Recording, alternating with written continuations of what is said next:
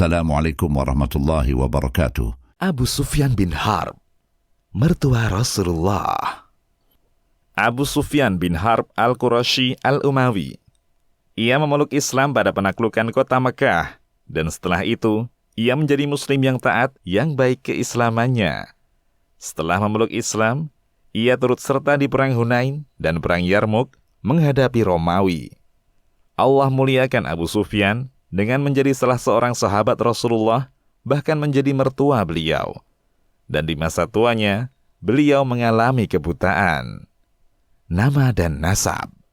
Dia adalah Abu Sufyan Sakhr bin Harb bin Umayyah bin Abdus Syams bin Abdu Manaf bin Qusay bin Kilab bin Murrah bin Ka'ab bin Lu'ay bin Ghalib bin Firh al-Qurashi al-Umawi. Ia dilahirkan 10 tahun sebelum tahun gajah dan memeluk Islam jelang peristiwa Fathu Makkah atau saat Fathu Makkah. Sebelum memeluk Islam, di Perang Uhud, Abu Sufyan adalah pemimpin pasukan kafir Quraisy Mekah. Di perang ini, kafir Quraisy berhasil memukul mundur kaum muslimin. Sebenarnya, Abu Sufyan bukanlah ahli strategi perang yang sampai mengalahkan kemampuan militer Rasulullah. Namun, saat itu, pasukan Quraisy jumlahnya sangat besar, 3.000 orang. Di antara mereka, terdapat 200 pasukan berkuda dan 700 orang berbaju perang lengkap. Fatalnya lagi, pasukan kaum muslimin menyelisihi komando Rasulullah sallallahu alaihi wasallam.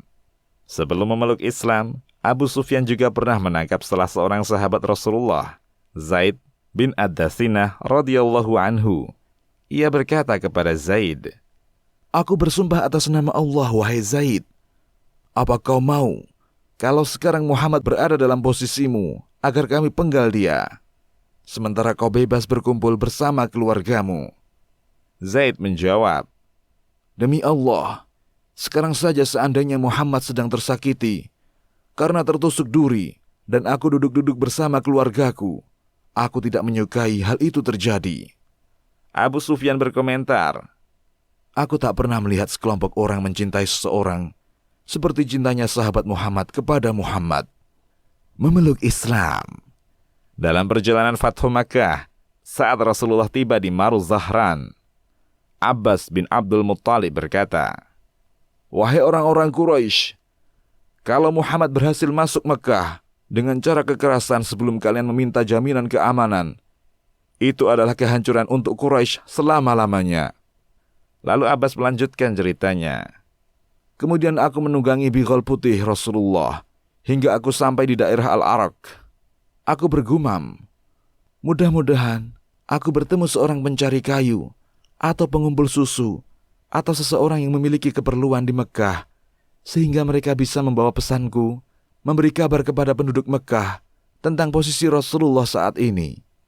Mereka bisa meminta jaminan keamanan sebelum beliau memasuki kota Mekah dengan peperangan.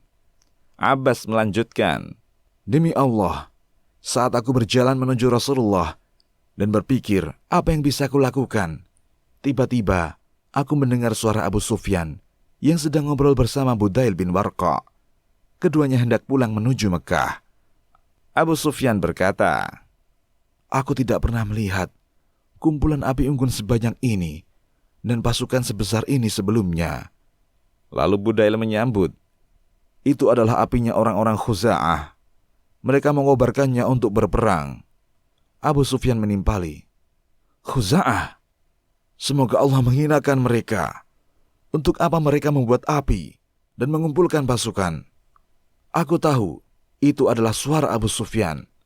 Kata Abbas, Aku memanggilnya, Abu Hanzalah. Ia pun mengenali suaraku. Ia bertanya meyakinkan, Abul Afdal? Iya, jawabku. Sedang apa kau di sini? Tanya Abu Sufyan heran. Ku jawab, Celaka engkau Abu Sufyan. Itu adalah Rasulullah di tengah pasukan. Demi Allah, dia akan menyerang Quraisy. Lalu, bagaimana jalan keluarnya? Tanya Abu Sufyan. Abbas berkata, Seandainya ia berjumpa denganmu, pasti ia akan menebas lehermu. Ayo, naiklah Bighal ini bersamaku. Ku antar engkau menemuinya. Akan kupintangkan jaminan aman untukmu. Abu Sufyan pun kubonceng. Sementara Budzail, ia pulang ke Mekah. Setiap aku melewati api unggun, dari api-api unggun yang dibuat kelompok pasukan kaum muslimin, mereka bertanya, "Siapa itu? Siapa itu?" Saat mereka melihat Bighalnya Rasulullah, mereka berucap, "Oh, pamannya Rasulullah menunggangi Bighal." Hingga akhirnya kami melewati api unggunnya Umar bin Khattab. Ia bertanya, "Siapa itu?" Ia berdiri menyambutku. Namun, saat ia melihat Abu Sufyan yang berada di boncenganku, ia mengangkat suara, "Itu Abu Sufyan, musuh Allah. Segala puji bagi Allah yang mempertemukanku denganmu tanpa ikatan perjanjian." Umar berjalan menuju Rasulullah. Ku percepat jalan tungganganku hingga aku bisa mendahuluinya yang hanya berjalan. Aku turun dan membiarkan Bighal, lalu masuk menemui Rasulullah, dan Umar pun masuk juga. Umar berkata, "Wahai Rasulullah, ini Abu Sufyan. Allah membuatnya bisa kujangkau. Ia datang tanpa ikatan perjanjian damai. Izinkan aku untuk menghabisinya." Abbas berkata, "Wahai Rasulullah, aku yang memberinya perlindungan." Setelah itu, aku duduk mendekati Rasulullah. Kuraih kepala beliau untuk kucium dahinya. Kukatakan, "Demi Allah, tidak ada seorang pun yang bisa menyentuhnya malam ini." Umar terus berbicara. Lalu kukatakan, "Tenanglah Umar, demi Allah, kalau seandainya dia Abu Sufyan ini berasal dari Bani Adi bin Ka'ab, yakni kabilahnya Umar, tentu kau tak akan sengotot ini. Tapi kau tahu, dia ini seorang dari Bani Abdul Manaf, kerabat Rasulullah dan Abbas." Menanggapi ucapanku, Umar berkata, "Tenang Abbas, demi Allah, keislamanmu di hari engkau memeluk Islam itu lebih membahagiakanku dibanding seandainya ayahku memeluk Islam, karena aku tahu keislamanmu lebih membahagiakan Rasulullah dibanding Al-Khattab memeluk Islam." Rasulullah menengahi, "Bawalah dia Abbas. Besok pagi, bawa dia kembali menemuiku." Aku pun membawa Abu Sufyan menginap bersamaku. Pagi harinya, aku bersegera membawanya menemui Rasulullah. Tatkala melihat Abu Sufyan, Rasulullah berkata, "Celaka kau ini Abu Sufyan. Belumkah datang waktunya bagimu untuk bersaksi, tidak ada Tuhan yang layak disembah kecuali Allah? Belumkah datang saatnya kau bersaksi aku ini utusan Allah?" Abu Sufyan berkata, "Demi ayah dan ibuku, betapa sabar dan mulianya Anda. Sampai sekarang masih ada keraguan di hatiku." Abbas yang geram menimpali, "Celaka kau ini Abu Sufyan. Engkau mau tidak memeluk Islam dan bersaksi tidak ada Tuhan yang benar kecuali Allah, dan Muhammad adalah utusan Allah, sebelum kutebas lehermu." Abbas geram karena keduanya berteman dekat.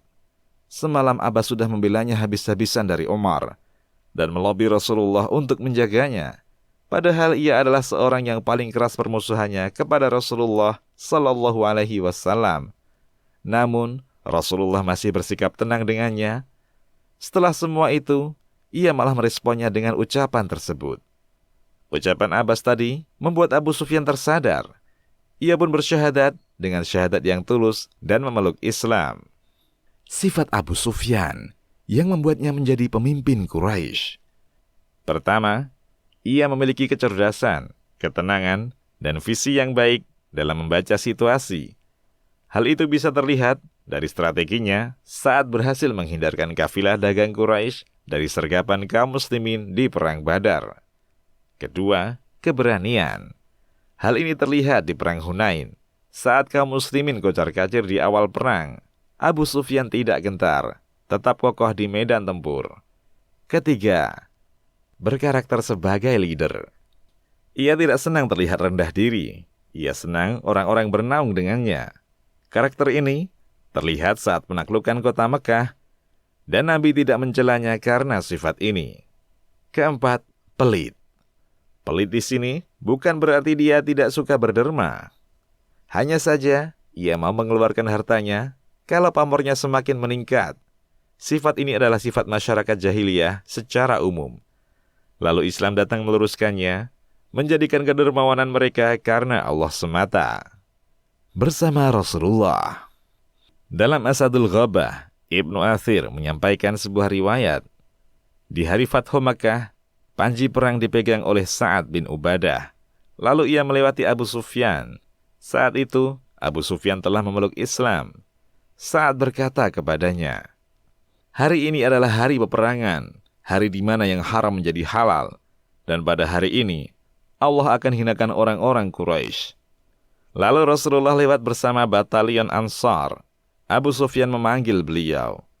"Wahai Rasulullah, apakah Anda diperintahkan membunuh kaummu sendiri?"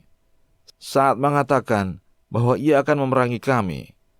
Utsman bin Affan dan Abdurrahman bin Auf mengatakan, "Wahai Rasulullah, Sa'ad merasa tidak tenang sebelum ia menyerang Quraisy." Bisa jadi, ini dikarenakan apa yang telah dilakukan Quraisy terhadap Rasulullah. Dan Sa'ad bin Ubadah adalah seorang Ansar yang sangat menyayangi Rasulullah. Rasulullah berkata kepada Abu Sufyan, "Abu Sufyan, hari ini adalah hari yang haram, dan pada hari ini Allah memuliakan orang-orang Quraisy." Lalu Nabi mengambil panji perang dari tangan Sa'ad dan menyerahkannya kepada anaknya, Qais bin Sa'ad bin Ubadah.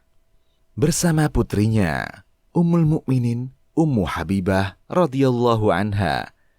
Di antara istri Rasulullah sallallahu alaihi wasallam. Di antara istri Rasulullah sallallahu alaihi wasallam adalah Ummu Habibah Ramlah binti Abu Sufyan. Saat belum memeluk Islam, Abu Sufyan pernah datang ke kota Madinah. Kedatangannya dalam rangka meminta maaf kepada Rasulullah karena orang-orang Quraisy melanggar salah satu klausul perjanjian Hudaybiyah. Mereka memerangi orang-orang Khuza'ah yang merupakan sekutu Rasulullah di Mekah. Abu Sufyan datang dalam rangka ingin memperbarui lagi perjanjian yang telah ternodai itu. Ia pun mengunjungi rumah putrinya, Ummu Habibah, berharap agar sang putri melobi suaminya. Sampai di rumah putrinya, ternyata putrinya pun tak mengizinkan sang ayah duduk di karpet rumahnya, karena karpet itu adalah karpet Rasulullah, sementara ayahnya masih dalam keadaan musyrik. Wafatnya. Sejarawan berbeda pendapat tentang tahun wafat Abu Sufyan. Ada yang menyebutkan bahwa ia wafat tahun 31 Hijriah. Ada pula yang berpendapat tahun 32 Hijriah. Dan ada pula yang menyatakan ia wafat di tahun 34 Hijriah. Saat itu, Utsman bin Affan yang mengimami salat jenazahnya. Demikian, wallahu a'lam.